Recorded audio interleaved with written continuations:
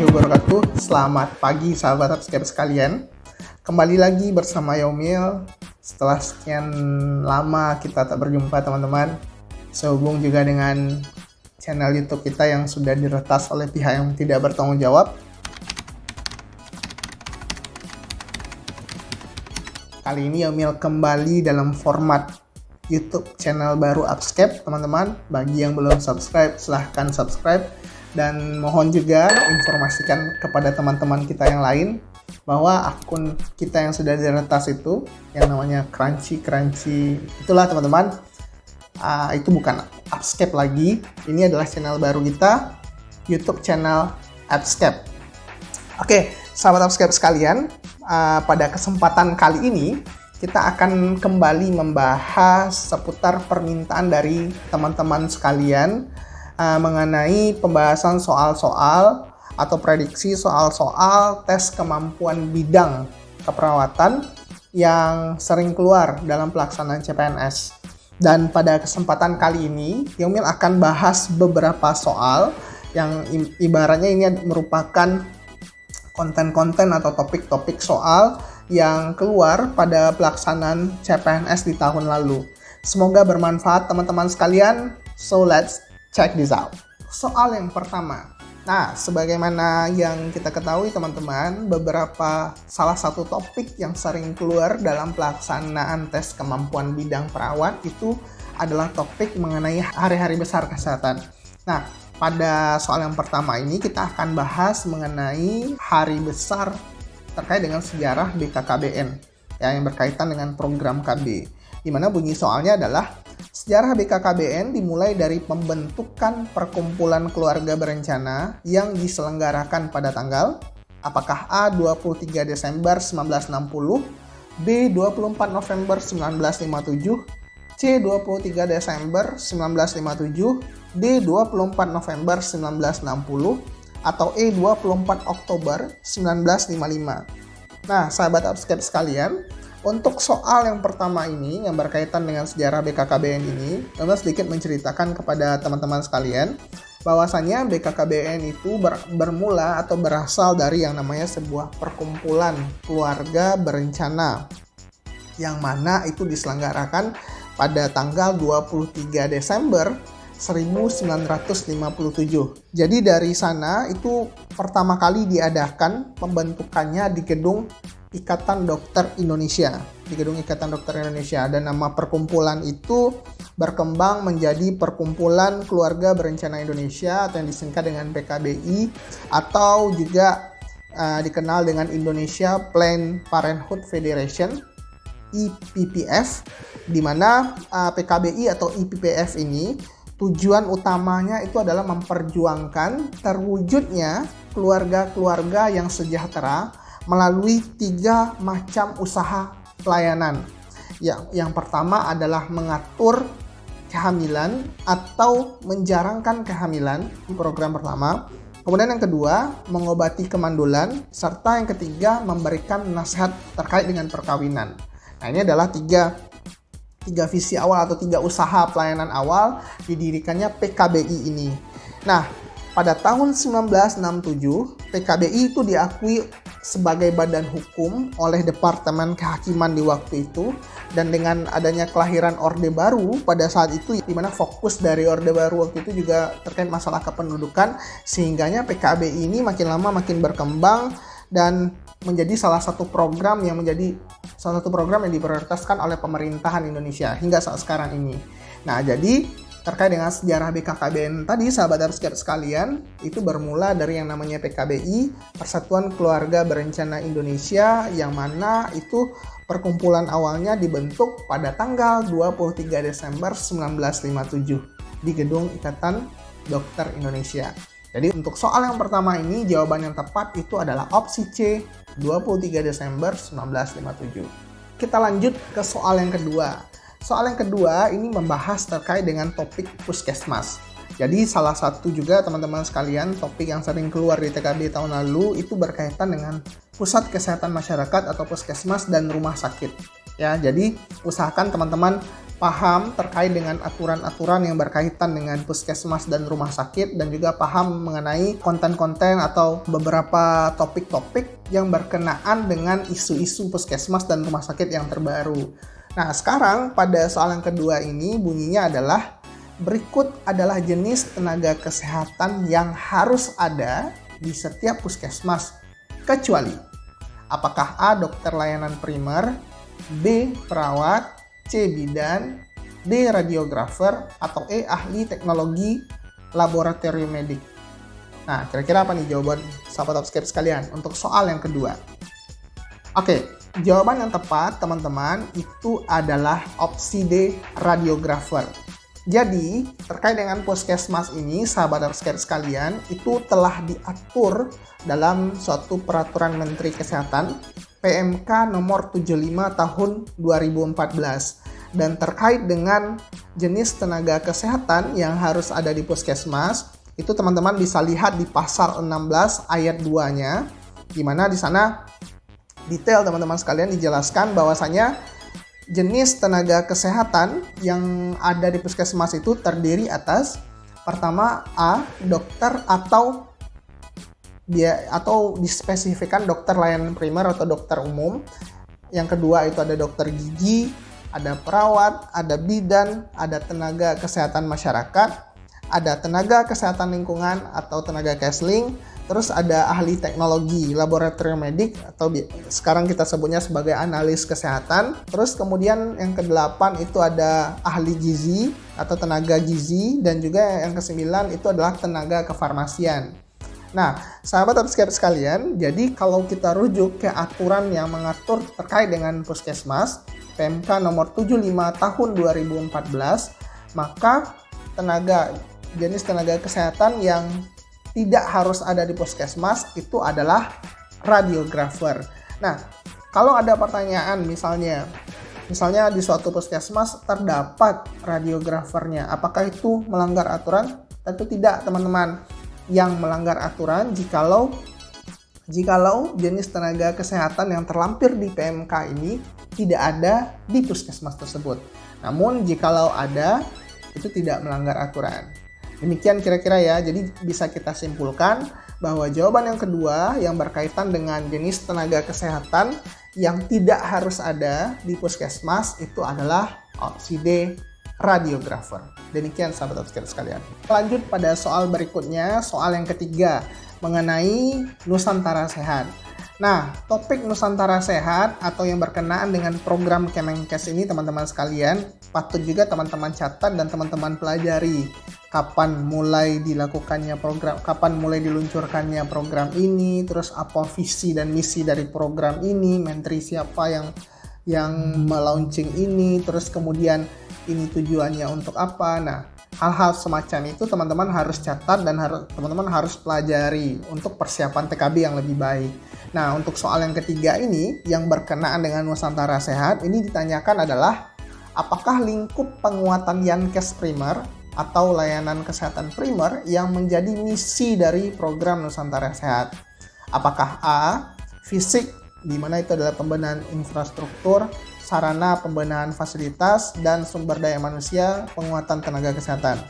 Apakah B, mengenai pembenahan infrastruktur dan SDM saja, atau C, cuma SDM saja, atau yang D, sarana pembenahan fasilitas dan penguatan sumber daya kesehatan, atau E, ada fisik, pembenahan infrastruktur, ada sarana pembenahan fasilitas, ada ekonomi mengenai kesejahteraan masyarakat, dan juga ada SDM, penguatan tenaga kesehatan. Kira-kira mana nih yang menjadi lingkup penguatan Yankes Primer dari program Nusantara Sehat? Oke, jawabannya itu adalah opsi A, sahabat Upscape sekalian, di mana fokus dari penguatan Yankes Primer dalam program Nusantara Sehat itu melingkupi tiga aspek. Pertama, dari fisiknya itu adalah pembenahan infrastruktur dari fasilitas layanan kesehatan primer terutama. Terus kemudian yang kedua, sarana pembenahan fasilitas-fasilitas kesehatan yang ada. Dan juga yang ketiga itu adalah sumber daya manusia, penguatan tenaga kesehatan yang ditempatkan di daerah-daerah yang menjadi fokus dari Nusantara Sehat itu sendiri. Soal yang keempat berkaitan dengan gerakan masyarakat hidup sehat atau yang biasa kita kenal dengan istilah Germas. Nah, pada topik Germas ini, sahabat Upscape sekalian, pesan dari Yaumil adalah sahabat Upscape sekalian pahami landasan berdirinya program ini, kapan berdirinya program ini, terus apa-apa saja menjadi fokus dan prioritas program ini, dan update-update terbaru berkaitan dengan perkembangan program ini. Nah, hal-hal tersebutlah yang sahabat Upscape perlu explore, karena konten atau topik mengenai Germas ini juga banyak keluar di soal TKP pada tahun lalu. Nah, pada soal yang keempat ini itu ditanyakan, kapan program Gerakan Masyarakat Hidup Sehat atau Germas ini pertama kali dicanangkan? Apakah di tahun 2013, 2014, 2015, 2016, atau 2017? Nah, bagi sahabat Upscape sekalian yang mungkin juga sudah tahu ya bahwasanya program Gerakan Masyarakat Hidup Sehat atau yang biasa kita kenal dengan Germas ini pertama kali itu dicanangkan pada puncak peringatan Hari Kesehatan Nasional pada tanggal 12 November tahun 2016 yang waktu itu adalah HKN ke-52 yang mengusung tema Indonesia Cinta Sehat dengan subtema Masyarakat Hidup Sehat Indonesia Kuat. Jadi jawaban yang tepat untuk soal yang keempat ini, program Gerakan Masyarakat Hidup Sehat atau Germas ini pertama kali dicanangkan itu adalah di tahun 2016. Jawaban yang tepat adalah opsi D. Demikian sahabat Upscape sekalian. Sekarang kita masuk pada soal yang kelima berkaitan dengan Sustainable Development Goals atau yang biasa kita kenal dengan SDGs. Nah, sahabat Upscape sekalian, berkaitan dengan SDGs ini kan konteksnya luas sekali teman-teman. Untuk persiapan TKB, saran dari Yaumil adalah teman-teman fokus untuk bahas program-program SDGs yang menjurus ke aspek kesehatannya. Bahas terkait itu dan apa sih program-program yang disediakan oleh Kementerian Kesehatan yang dalam hal ini menjadi penanggung jawab dan juga sekaligus eksekutor dari program SDGs ini, terutama di bidang kesehatan. Nah, pada soal yang kelima ini teman-teman, itu konteks soalnya berkaitan dengan berikut termasuk dalam prinsip pelaksanaan dari Sustainable Development Goals atau yang biasa kita kenal dengan SDGs. Yaitu, apakah A. Solidity, B. Integration, atau C. Competition, D. Collaboration, atau E. Unity. Nah, kira-kira apa nih sahabat Upscape sekalian jawabannya? Apa yang termasuk prinsip pelaksanaan dari Sustainable Development Goals atau SDGs ini? Oke, jawaban sahabat Upscape sekalian tepat sekali. Bahwasanya SDGs ini teman-teman itu prinsip pelaksananya ada 3. Pertama itu adalah universality. Universality itu maksudnya adalah SDGs itu dilakukan oleh baik itu oleh negara maju maupun negara berkembang. Universal ya, secara menyeluruh oleh seluruh negara, baik itu negara maju ataupun negara berkembang. Terus kemudian yang kedua, prinsip pelaksananya itu adalah integration. Integration itu maksudnya adalah SDGs ini atau program-program SDGs ini dilaksanakan secara terintegrasi, jadi tidak terpisah-pisah teman-teman, dan saling terkait pada semua dimensi baik itu sosial, ekonomi maupun lingkungan. Itu yang kedua. Terus yang ketiga, no one left behind. Jadi ibaratnya SDGs ini teman-teman harus memberi manfaat bagi semua. Tidak ada ibaratnya jurang pemisah atau pemisah antara pihak yang satu dengan pihak yang lain. Jadi memberikan manfaat secara merata untuk semua, terutama bagi yang rentan dan pelaksanaannya melibatkan seluruh pemangku kepentingan. Jadi nggak ada gerakan SDGs ini terpisah-pisah teman-teman. Yang ini gerak ini, yang ini gerak untuk ini. Jadi beda-beda, nggak ada itu. Jadi SDGs ini gerakannya secara terintegrasi dan juga pelaksananya itu melibatkan semua pemangku kebijakan, mulai dari pemerintahan pusat hingga ke pemerintahan daerah hingga lingkup terkecil sekalipun. Nah, jadi Yaumil rangkum lagi nih, prinsip pelaksanaan dari SDGs tadi itu ada 3. Pertama ada universality, terus yang kedua ada integration, yang ketiga ada no one left behind. Nah, kalau kita lihat di opsi jawaban yang tepat itu adalah opsi B. Demikian sahabat upscape sekalian. Masuk pada soal yang keenam berkaitan dengan imunisasi. Nah, pertanyaannya itu adalah apakah vaksin utama yang diberikan pada kegiatan Pekan Imunisasi Nasional di tahun 2016? Apakah A. HB0, B. DPT, C. DPT HB HIB 1, D. polio, atau E. DPT HB HIB 2? Nah, kira-kira apa nih sahabat upscape sekalian?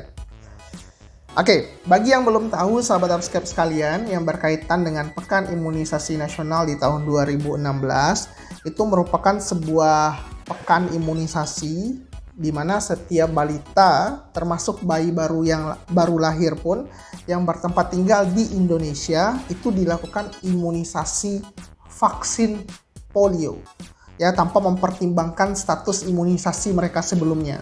Jadi di pekan imunisasi tersebut diberi vaksin polio, di mana pemberian imunisasinya itu dilakukan 2 kali, masing-masing 2 tetes dengan selang waktu 1 bulan. Ya, waktu itu pekan imunisasi nasionalnya. Nah, pemberian imunisasi polio itu secara serentak ditujukan terhadap semua sasaran yang tujuannya adalah untuk pemutusan siklus kehidupan virus polio liar. Itu latar belakangnya teman-teman sekalian.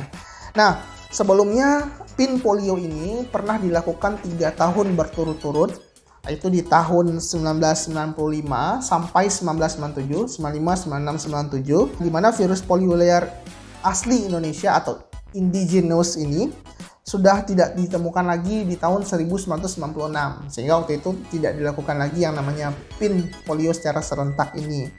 Namun pada tanggal 13 Maret, tepatnya teman-teman, 13 Maret 2005, itu ditemukan sebuah kasus polio importasi pertama di Kecamatan Cidahu, Kabupaten Sukabumi, Jawa Barat. Dan kasus polio tersebut berkembang menjadi KLB yang menyerang 305 orang dalam kurun waktu 2005 sampai 2006, sampai awal 2006 ya, di tahun 2005 sampai awal 2006.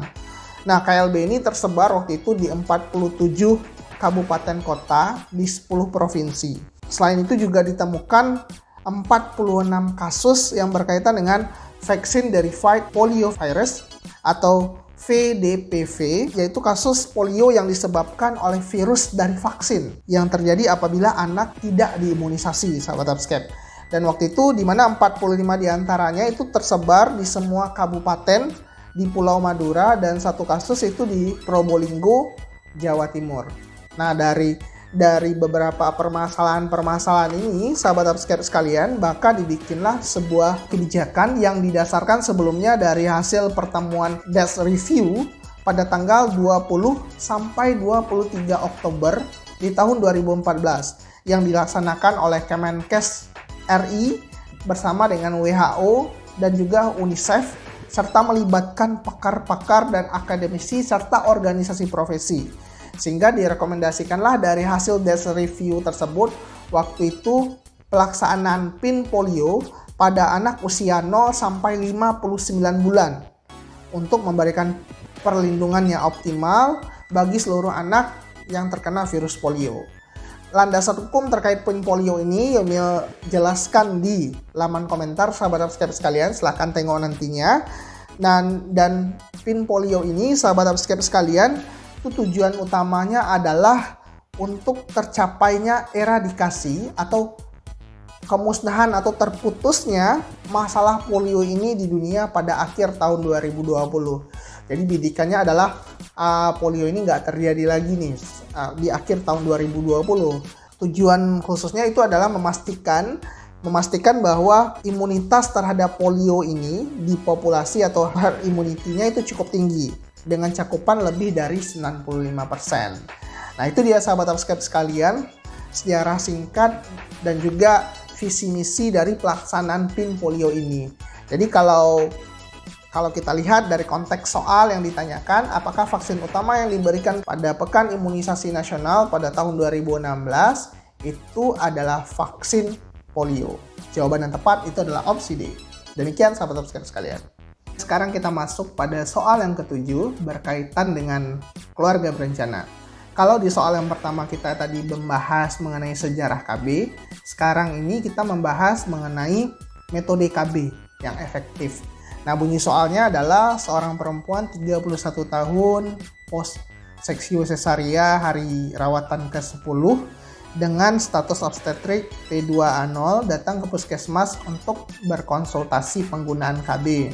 Klien mengatakan ingin menggunakan KB yang tidak mengganggu produksi ASI, mudah dilakukan, harga terjangkau dan ekonomis. Dan klien menceritakan bahwa dia memiliki riwayat hipertensi dan varises vulva. Kira-kira apakah metode KB yang efektif diberikan untuk klien? Apakah A. metode suntik, B. metode implan, C. IUD, D.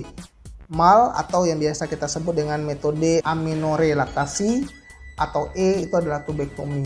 Nah, kira-kira apa nih sahabat upscape sekalian? Nah, sebelumnya Emil ingin sampaikan sahabat upscape sekalian bahwa dari opsi A sampai E ini memiliki beberapa kelebihan dan kekurangan. Namun, trik untuk menjawab tipe soal yang ketujuh ini, kita melihat nih permintaan kliennya itu seperti apa, program KB yang diinginkannya seperti apa. Dan juga kita tengok riwayat kesehatan dari si klien. Kalau di soal yang ketujuh ini, sahabat upscape sekalian, kita menemukan data bahwasanya klien ingin menggunakan KB yang tidak mengganggu produksi ASI-nya, mudah dilakukan, harga terjangkau dan ekonomis. Dan juga riwayat kesehatan klien itu, beliau itu memiliki riwayat hipertensi dan varises vulva. Nah, dari data-data tersebut, kita mencoba mentelaah apa metode KB yang tepat sesuai dengan keinginan dan kondisi pasien. Nah, kalau kita lihat analisa data tadi, metode yang paling tepat itu adalah metode yang biasa kita sebut dengan metode amenorelaktasi atau MAL. Ya, jadi MAL atau metode amenorelaktasi atau biasa juga disebut dengan lactational amenorrhea method atau LAM, itu merupakan suatu metode kontrasepsi sementara. Ya, jadi ini bukan permanen, cuma sementara yang mengandalkan pemberian air susu ibu atau ASI eksklusif. Jadi MAL ini teman-teman sekalian itu diterapkan dengan mengandalkan pemberian ASI eksklusif kepada bayi di bawah 6 bulan. Semakin sering menyusui itu teman-teman, maka kadar prolaktin meningkat pada tubuh si ibu dan hormon gonadotropin itu melepaskan hormon penghambat atau inhibitor, yang mana hormon penghambat ini nantinya bertugas untuk mengurangi kadar estrogen si ibu sehingga mengakibatkan tidak terjadinya ovulasi. Sehingga KB yang efektif untuk klien ini yang menginginkan tidak mengganggu produksi ASI-nya, ya, jadi pemberian ASI eksklusif tetap dilakukan secara baik dan juga itu mudah dilakukan tanpa biaya, bahkan ya harga terjangkau dan ekonomis tanpa biaya, dan ini juga tidak mengganggu riwayat kesehatan dari si pasien yang mengalami hipertensi dan varises vulva. Jadi dari data tersebut jawaban yang tepat itu adalah opsi D, MAL. Nah, sekarang kita coba tinjau beberapa opsi jawaban lainnya. Pertama opsi A, yaitu metode suntik. Sahabat upscape sekalian, metode suntik itu tidak tepat kalau diberikan pada kondisi pasien yang dijelaskan di soal yang ketujuh ini.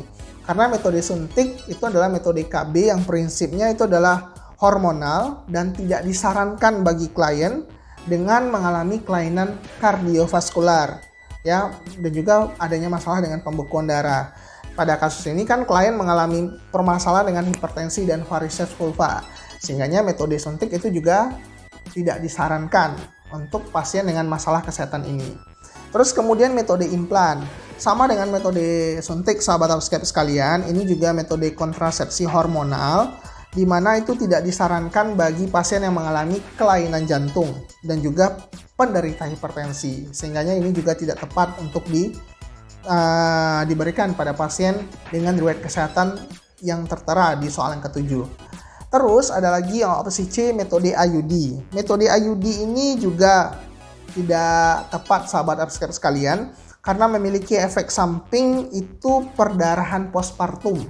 Ya, jadi klien dengan masalah riwayat hipertensi dan varises vulva itu juga agak was-was karena juga pemasangan IUD ini juga hanya boleh dilakukan sebelum 48 jam dan setelah 4 minggu postpartum. Ya, berdasarkan referensi dari Kemenkes RI tahun 2014. Sedangkan pada kondisi ini, pada kasus itu klien datang pada hari pos SC yang ke-10, ya. Pos SC hari ke-10. Sehingganya ini juga tidak tepat dilakukan, sahabat Upscape sekalian, kepada klien. Nah, terus yang terakhir, tubektomi. Tubektomi ini adalah metode KB yang permanen, sahabat Upscape sekalian, dan disarankan bagi klien yang memang tidak ingin lagi untuk memiliki keturunan. Sedangkan pada kasus soal yang ke-7 ini, itu tidak ada data bahwasanya si klien memang tidak ingin memiliki anak lagi setelah ini. Nggak ada data itu, sehingganya opsi jawaban A itu juga tidak tepat.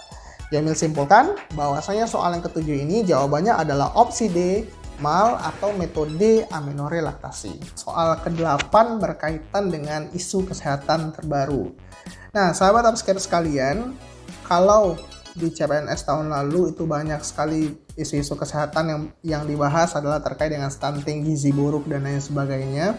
Kemungkinan di tahun 2000 pada pelaksanaan TKB tahun ini itu juga akan berbicara terkait dengan pandemi yang kita alami saat sekarang ini, yaitu pandemi virus corona yang atau bisa kita kenal dengan COVID-19.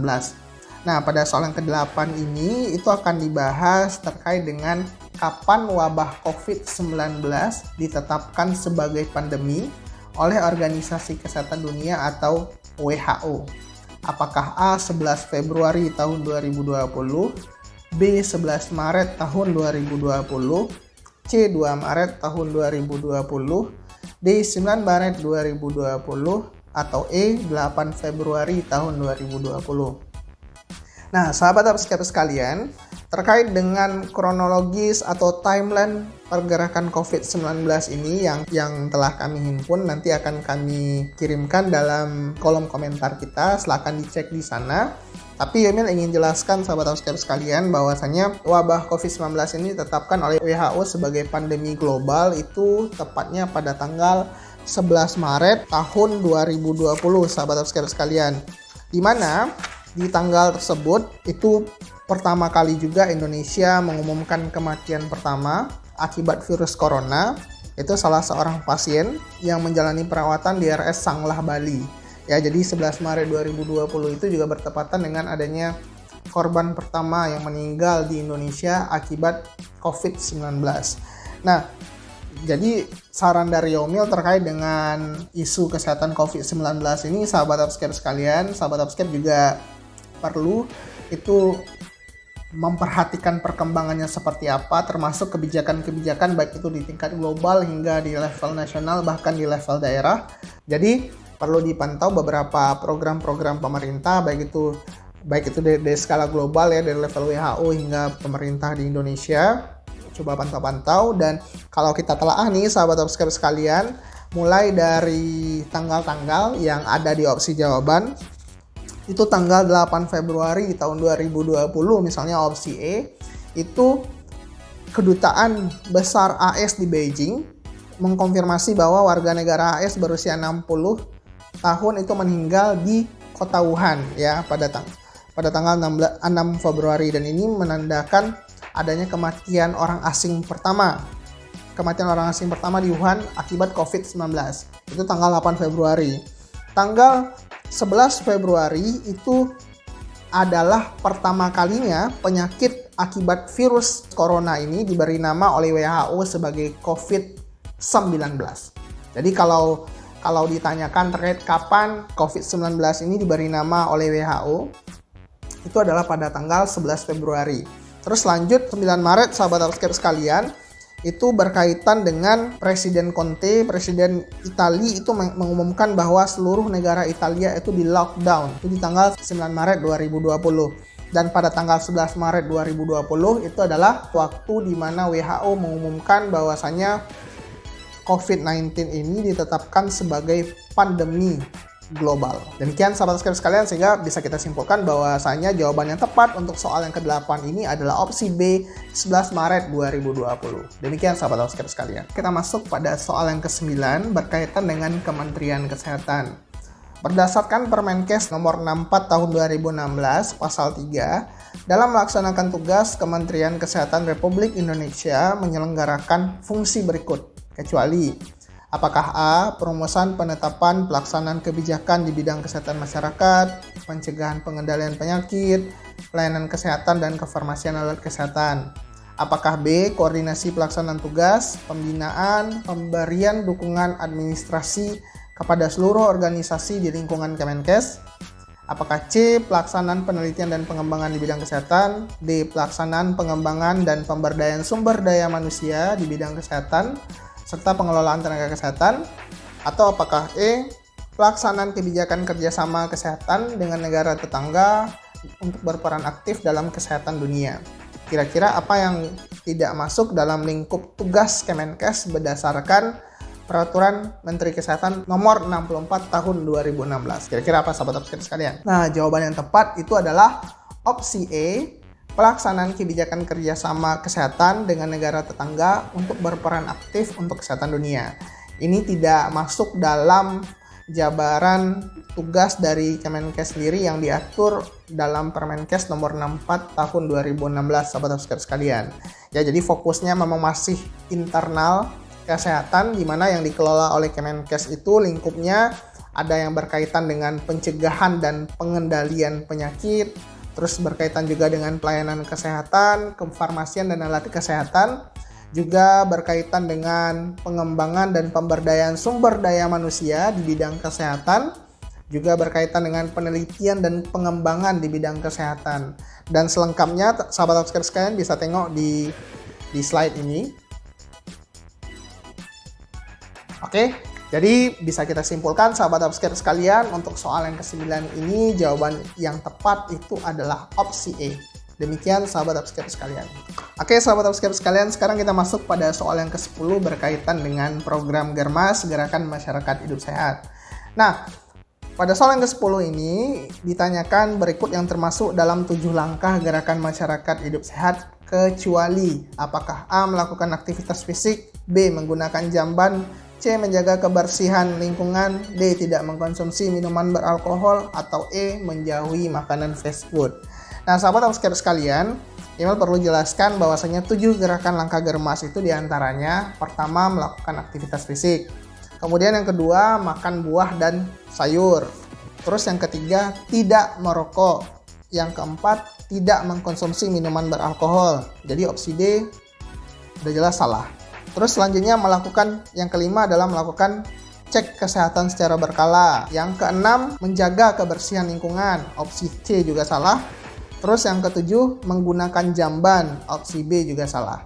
Jadi satu-satunya opsi yang tersisa itu adalah opsi E, menjauhi makanan fast food. Ini tidak masuk dalam 7 langkah gerakan masyarakat hidup sehat yang dicanangkan oleh Kementerian Kesehatan Republik Indonesia. Sekarang kita lanjut pada soal berikutnya. Kalau sebelumnya kita bahas 10 soal sebelumnya itu berkaitan dengan topik-topik kesehatan secara garis besar. Pada soal yang ke-11 sampai 15 ini topik-topik yang berkaitan dengan keperawatan. Nah, sahabat subscriber sekalian, perlu Email jelaskan nih, pada konteks tes TKB di tahun lalu itu, beberapa responden yang telah kita riset itu menyampaikan bahwasanya topik keperawatan itu mendominasi soal-soal dari TKB, ya. Tidak dikatakan 100% mirip UKOM, tapi kecenderungan ada mirip-mirip soal-soal UKOM. Jadi untuk sahabat subscriber sekalian yang ibaratnya mau mempersiapkan TKB yang lebih baik, coba tengok-tengok lagi deh konteks-konteks atau topik-topik yang dibahas di soal-soal UKOM-nya. Meskipun tidak mirip 100%, namun soal-soal TKB ini di tahun lalu itu levelnya lebih mudah daripada UKOM. Sehingga ini juga bisa menjadi tambahan referensi bagi sahabat subscriber sekalian.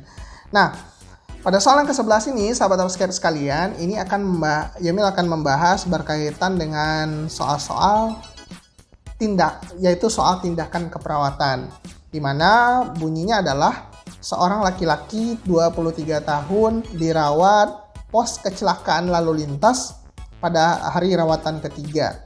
Pasien didiagnosis dengan fraktur tibia sinistra dan terpasang bidai di sepanjang ekstremitas sinistranya. Ya, jadi terpasang bidai ya. Hasil pengkajiannya, pasien mengeluh nyeri saat menggerakkan ekstremitas dengan skala nyeri 6. sering kesemutan, dan merasa hilang sensasi. Kulit ekstremitas sinistranya tampak pucat dan teraba dingin. Apakah tindakan keperawatan yang tidak tepat dilakukan terhadap pasien? Apakah A. memantau status neurovaskular yang fraktur secara berkala, atau B. menginformasikan kepada staf medis jika ditemukan keabnormalan pada pasien, atau C. melakukan monitoring pemasangan bidai, atau D. mengkaji pulsasi dorsalis area ekstremitas yang mengalami fraktur, atau E. melakukan penekanan pada area yang fraktur dengan balutan. Kira-kira apa jawabannya yang tidak tepat dilakukan kepada pasien nomor 11? Oke, jawabannya tepat sekali sahabat sekalian. Itu adalah opsi E, melakukan penekanan pada area yang fraktur dengan balutan. Sebelumnya Emil ingin jelaskan kepada sahabat sekalian bahwasanya pada soal yang ke-11 ini berkaitan dengan sebuah sindrom yang kita sebut dengan sindrom kompartemen. Ya, ini merupakan salah satu komplikasi yang terjadi pada pasien yang mengalami fraktur. Kondisi ini itu biasanya ditandai dengan adanya kulit yang terlihat pucat, bengkak, hilang sensasi, bahkan tidak baiknya perfusi aliran darah ke jaringan perifer, serta adanya kesemutan. Nah, saat pasien sudah dipasang bidai, terdapat beberapa tindakan yang perlu dilakukan oleh perawat. Pertama adalah memantau status neurovaskular ekstremitas yang fraktur secara berkala, terus untuk memastikan ya kondisi tidak terjadinya sindrom kompartemen ini. Terus menginformasikan kepada staf medis jika ditemukan keabnormalan pada pasien. Ini untuk pembenahan terapi medis berikutnya setelah terjadinya perubahan kondisi pada pasien. Terus ada lagi melakukan monitoring pemasangan bidai untuk memastikan bahwasanya proses pemasangan bidai itu sudah dilakukan sesuai standarnya dan menjauhkan pasien dari risiko terjadinya komplikasi. Terus yang keempat itu adalah mengkaji pulsasi dorsalis area ekstremitas yang mengalami fraktur. Biasanya untuk menghindari risiko terjadinya sindrom kompartemen ini, kita perlu mengkaji lagi pulsasi di area dorsalis pada area ekstremitas yang mengalami fraktur dan terpasang bidai tersebut.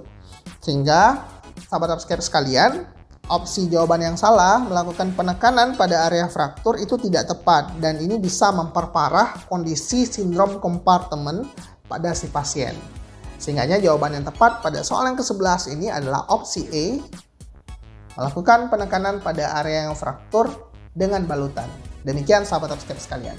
Sekarang kita lanjut pada soal yang ke-12 berkaitan dengan prosedur tindakan keperawatan. Nah, pada soal yang ke-12 ini sahabat subscriber sekalian, ini juga relevan juga dengan hasil riset kita pada pelaksanaan TKB tahun lalu, bahwasanya ada beberapa soal-soal yang ditanyakan berkaitan dengan prosedur tindakan. Nah, prosedur tindakannya itu tidak tindakan-tindakan keperawatan yang dalam level kompleks sahabat subscriber, lebih ke arah level dasar seperti pemasangan infus, kemudian ada terapi intravena, terus kemudian juga injeksi, pemasangan NGT, kateter, dan lain sebagainya. Dan pada soal yang akan Emil bahas ini, kita akan membahas terkait dengan prosedur tindakan pemasangan NGT. Bunyi soalnya adalah, seorang laki-laki 43 tahun dirawat di rumah sakit dengan stroke hari pertama. Hasil pengkajian ditemukan disfagia positif, terus kemudian pasien dipasang untuk pemenuhan nutrisi. Perawat kemudian menyiapkan alat pemasangan NGT. Ketika selang sudah dimasuki melalui hidung, pasien mengatakan ingin muntah. Kira-kira apa tindakan selanjutnya yang tepat dilakukan oleh perawat? Apakah A. memberi jeda sebentar hingga pasien tidak merasa mual, atau B. tetap memasukkan dengan gerakan memutar, C. tarik selang keluar dari hidung, D. meminta pasien menelan NGT, atau E. menambah jeli pada selang? Kira-kira apa jawabannya sahabat subscriber sekalian? Ini kondisinya saat dilakukan pemasangan, selang sudah melalui hidung, terus pasien mengatakan ingin muntah. Kira-kira apa yang tepat dilakukan oleh perawat? Oke, jawabannya tepat sekali sahabat subscriber sekalian. Ketika hal ini terjadi, itu tindakan yang tepat dilakukan perawat adalah tarik kembali selang keluar dari hidung. Ya, jadi tidak dipaksakan untuk masuk selangnya. Untuk prosedur pemasangan NGT sahabat subscriber sekalian, itu kita akan tampilkan melalui video. Video nantinya silahkan sahabat subscribe tonton prosedur tindakan NGT sesuai standarnya. Dan ketika terjadinya kondisi seperti pada soal tadi, maka yang dilakukan oleh perawat itu adalah menarik kembali selang yang sudah masuk melalui hidung tadi keluar dari hidung kembali. Kita bisa simpulkan bahwasanya jawaban yang tepat untuk soal yang ke-12 ini adalah opsi C, tarik selang keluar dari hidung. Demikian sahabat subscribe sekalian. Oke, sahabat subscribe sekalian, sekarang kita masuk pada soal yang ke-13 berkaitan dengan materi keperawatan. Di soal yang ke-13 ini, itu kasusnya adalah seorang laki-laki 35 tahun dengan efusi pleura dirawat di bangsal rumah sakit sejak 3 hari yang lalu. Pasien mengeluh sesak nafas, terus kemudian hasil pengkajiannya tekanan darah 110/60, frekuensi nadi 105 kali per menit, frekuensi nafasnya 24 kali per menit, kemudian ada retraksi interkosta, batuk, vokal fremitusnya menurun pada region medial paru, perkusinya redup, auskultasi, terdengar pleural friction rub, dan adanya diaforesis. Kira-kira apa kriteria hasil perkusi paru yang diharapkan pada kasus tersebut? Apakah A. hipersonor, B. sonor, C. peka, D. shifting dullness, atau E. timpani? Nah, sahabat subscribe sekalian, jikalau ada pertanyaan terkait dengan ini, kriteria hasil keperawatan, berarti yang diminta pada soal itu adalah kondisi normal yang diharapkan dari permasalahan pasien saat ini.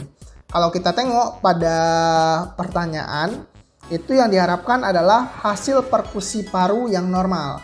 Kita tahu sahabat subscribe sekalian, hasil perkusi paru yang normal itu adalah terdengarnya suara sonor, ya, sonor yang merupakan suatu suara perkusi yang dihasilkan pada jaringan paru-paru yang normal. Dan ini umumnya bergaung dan bernada rendah. Itu dia sonor.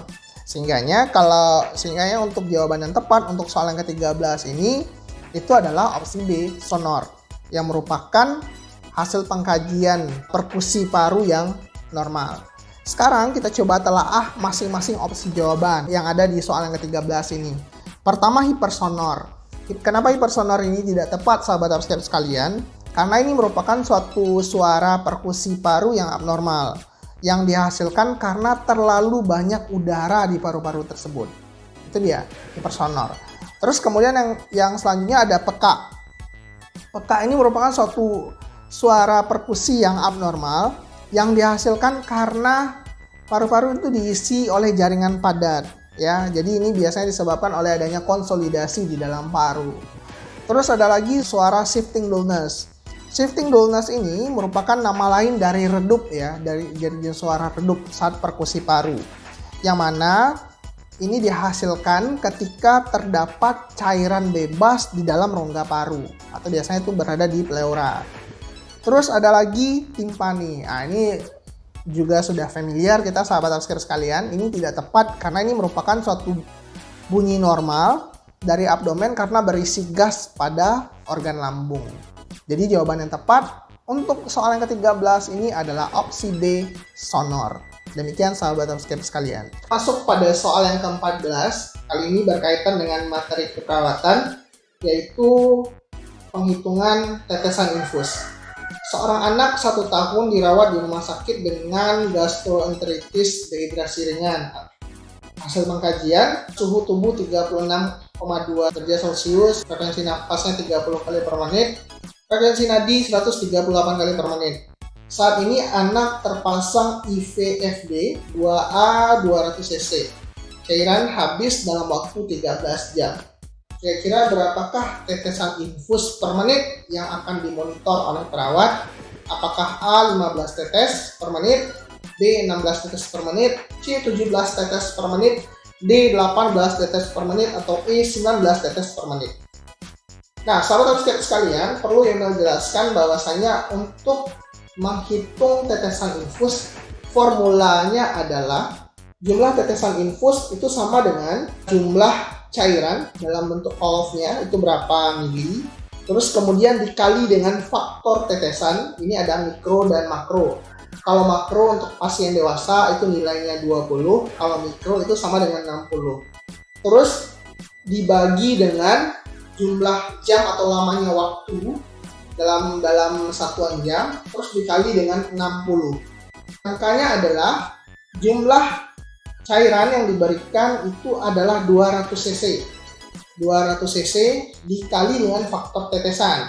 Karena pada kasus itu pasiennya adalah anak, sehingga yang digunakan faktor tetesan mikro yang nilainya 60. Jadi 200 dikali 60 dibagi dengan lamanya waktu di kasus itu ada 13 jam. Jadi 200 dikali 60 dibagi 13 dikali 60. Sehingga kita bisa dapatkan angkanya, sahabat upscape sekalian, 12.000 dibagi dengan 780. Sehingga didapatkan angka hasil pembagian tersebut adalah 15,38 dan kita bulatkan menjadi 15 tetes per menit. Jadi opsi jawaban yang tepat untuk soal yang ke-14 ini adalah opsi A, 15 tetes. Demikian sahabat upscape sekalian. Baik sahabat upscape sekalian, sekarang kita masuk pada soal yang terakhir, soal yang ke-15. Sebelumnya kita sudah membahas terkait dengan penghitungan tetesan infus. Nah, soal 15 kali ini kita akan membahas penghitungan dosis obat. Bunyinya adalah, seorang anak 6 tahun dirawat dengan demam tifoid. Hasil pengkajian, anak demam hilang timbul, merasa mual, badan lemah dan tidak mau makan. Anak mendapatkan terapi ceftriaxone 500 mg per 12 jam dengan sediaan obat ceftriaxone berisi 1 gram per vialnya yang diencerkan dengan Aquades hingga 10 cc. Berapakah dosis obat yang diinjeksikan kepada anak? Apakah A 0,05 cc, B 2,5 cc, C 5 cc, D 20 cc, atau E 50 cc. Nah, sahabat upscape sekalian, jikalau ada konteks soal seperti ini pada kasus, kita perlu analisa satu persatu terlebih dahulu. Komponen-komponen apa yang harus ada dalam penghitungan dosis obat? Pertama, yang harus ada itu, kita ketahui nih sahabat upscape sekalian, di kasus itu anak mendapatkan terapi ceftriaxone 500 mg dalam 12 jam. Sedangkan sediaan obat yang ada itu cuma berisi 1 gram yang dalam kurung 1000 mg dengan pelarut Aquades 10 cc. Dan jumlah sediaan yang ada itu adalah 10 cc, jumlah sediaan Aquadesnya. Rumus dalam penghitungan dosis obat sama dengan dosis order yang dianjurkan dibagi dengan dosis sediaan dikali dengan jumlah sediaan. Yang ketiganya tadi udah kita bahas ya. Dosis ordernya itu sama dengan 500 mg. Terus kemudian dosis sediaannya itu ada 1 gram atau bisa setara dengan 1000 mg dikali dengan jumlah sediaan yang ada. Dikali dengan jumlah sediaan yang ada itu adalah 10 cc. Jadi bisa kita hitung 500 dibagi dengan 1000 dikali dengan 10 cc sehingga didapatkanlah angka 5 cc. Jadi opsi jawaban yang tepat untuk soal yang ke-15 ini adalah opsi C, 5 cc. Demikian sahabat upscape sekalian. Oke sahabat upscape sekalian, demikian video pembahasan soal kita kali ini. Terima kasih banyak kepada sahabat upscape yang telah meluangkan waktunya untuk menonton video pembahasan soal kali ini. Dan jangan lupa sahabat upscape sekalian, silahkan klik tombol subscribe di YouTube channel kita. Dukung YouTube channel kita untuk terus lebih baik dan lebih baik lagi. Dan jikalau ada konten-konten yang ingin sahabat upscape saya bahas di konten pembahasan soal berikutnya, silahkan sahabat upscape ketik di kolom komentar kita. Terima kasih banyak dan sampai jumpa lagi di pertemuan berikutnya. Assalamualaikum warahmatullahi wabarakatuh.